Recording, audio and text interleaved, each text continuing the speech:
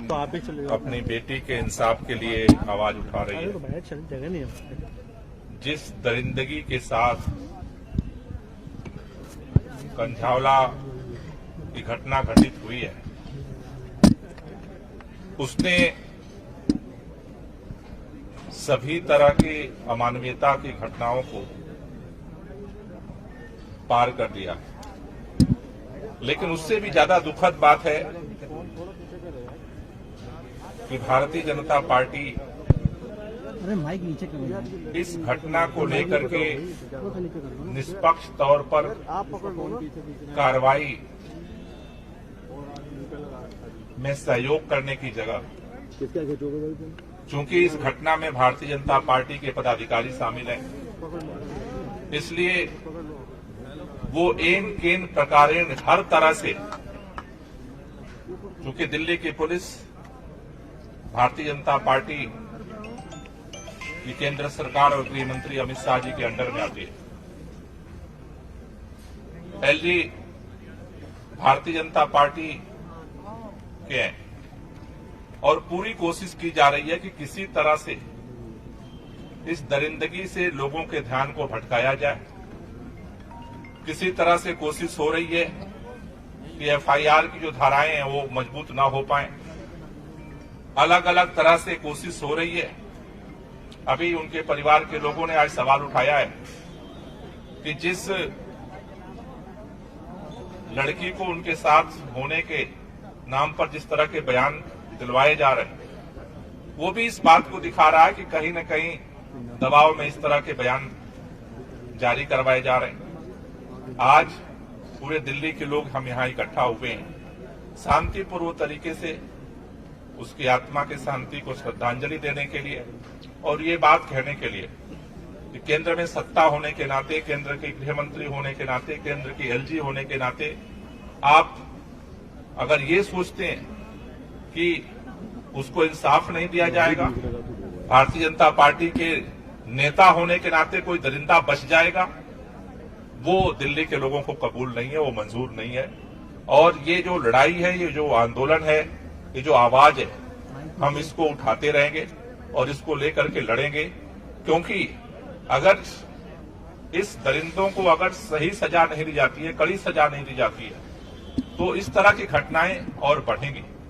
इसलिए आज हम सब लोग यहाँ इकट्ठा हुए हैं और हमारी एक ही मांग है कि भारतीय जनता पार्टी अपराधियों को बचाना बंद करे और निष्पक्ष तौर पर इंक्वायरी की जाए और जो दोषी हैं उनको सख्त से सख्त सजा दी जाए। भारतीय जनता पार्टी का होने के नाते किसी को इसका लाइसेंस नहीं मिल जाता है कि वो कुछ भी करेगा और वो बच के निकल जाएगा। तो आज हम सब लोग यहाँ इसीलिए इकट्ठा हुए हैं और आगे भी जब तक इसकी सही तरीके से जांच करके और इस पर कार्रवाई नहीं होती, आज अमित शाह जी मिलने के लिए भी तैयार नहीं। मेरा मानना है कि दिल्ली की अगर पुलिस गृह मंत्री के अंडर में है तो गृह मंत्री को इस पे संज्ञान लेना पड़ेगा, संवाद करना पड़ेगा। और ये घटनाएं लगातार बढ़ रही हैं दिल्ली के अंदर, लगातार एक पर एक घटना हो रही है और गृह मंत्री जी को इससे कोई मतलब नहीं है। पुलिस तो अंडर में चाहिए, लेकिन पुलिस सक्रिय रहे, लोगों को सुरक्षा दे, इसके लिए उनके पास समय नहीं। दिल्ली के एलजी के पास सब कुछ करने के लिए समय है, लेकिन दिल्ली की सुरक्षा सुनिश्चित करने के लिए समय नहीं है। तो ये आवाज जो पिछले 3 दिनों से लगातार लोगों के माध्यम से उठ रही है, मेरी गुजारिश है केंद्र सरकार से कि अगर आप इस पे लीपापोती करने की कोशिश करेंगे तो ये आंदोलन और बढ़ेगा आगे और इंसाफ की लड़ाई और तेज होगी। सर, ऐसे मामले लगातार दिल्ली में आ रहे हैं, कभी द्वारका में, कभी निर्भया कांड। एनसीआरबी भी यही कह रही है कि दिल्ली महिलाओं के लिए सबसे ज्यादा सुरक्षित है। क्या कुछ कहेंगे आप? नहीं, मैंने तो एक बात कही है कि इसके लिए गृह मंत्री को समय निकालना पड़ेगा। एलजी के पास जो सबसे प्राथमिक जिम्मेदारी है लॉ एंड ऑर्डर की, उस पर काम करना पड़ेगा, जिससे कि तभी इन चीजों पर नियंत्रित किया जा सकता है।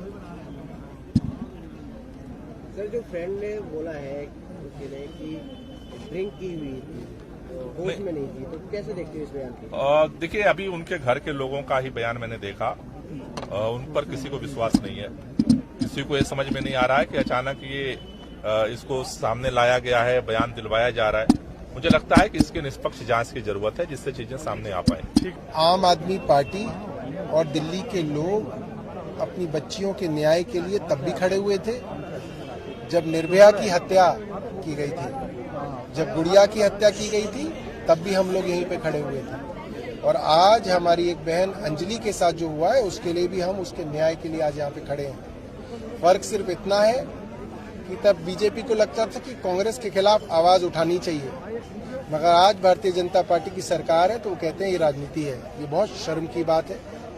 जिस तरीके से भारतीय जनता पार्टी की पुलिस ने पहले दिन से इस मामले में लीपापोती की है, जिस तरीके से भारतीय जनता पार्टी की पुलिस के डीसीपी ने अपराधियों का बचाव किया, कमजोर धाराओं के अंदर एफआईआर दर्ज की, पोस्टमार्टम के अंदर 36 घंटे की डिले की, एफआईआर दर्ज करने के अंदर 15 घंटे की डिले की, जिस तरीके से नए नए गवाहों को प्लांट करके इस केस को कमजोर किया जा रहा है, उस बच्ची के चरित्र के ऊपर सवालिया निशान लगाया जा रहा है, उसको मरने के बाद बदनाम किया जा रहा है, ये भारतीय जनता पार्टी की सबसे घिनौनी हरकत है। पोस्टमार्टम रिपोर्ट कह रहा है कि उस लड़की ने कोई शराब नहीं पी थी, और पुलिस और भारतीय जनता पार्टी एक लड़की को ढूंढ के लाती है, जो लड़की कहती है मैं उसके साथ थी मगर मैं भाग गई। जो लड़की उसके साथ थी और भाग गई वो उसकी दोस्त है या दुश्मन है? जिस लड़की को उसके माँ बाप नहीं जानते, विक्टिम का कोई घरवाला नहीं जानते, वो उसकी दोस्त है या दुश्मन है? जो लड़की उसकी मौत का इल्जाम उसी लड़की की जो मरी है उसके ऊपर ही डाल रही है कि वो नशे में थी, वो बहुत गुस्सैल थी, वो मरते मरते बच रही थी, इसका मतलब वो जो विटनेस है, वो जो स्टार विटनेस है, वो भारतीय जनता पार्टी के लिए आया है। वो विटनेस उस मरी हुई लड़की के लिए नहीं आया। और उस मरी हुई लड़की की माँ कह रही है कि ये जो लड़की है, जो गवाह बन के आई है, ये झूठी है और ये हमारा नुकसान कर रही है।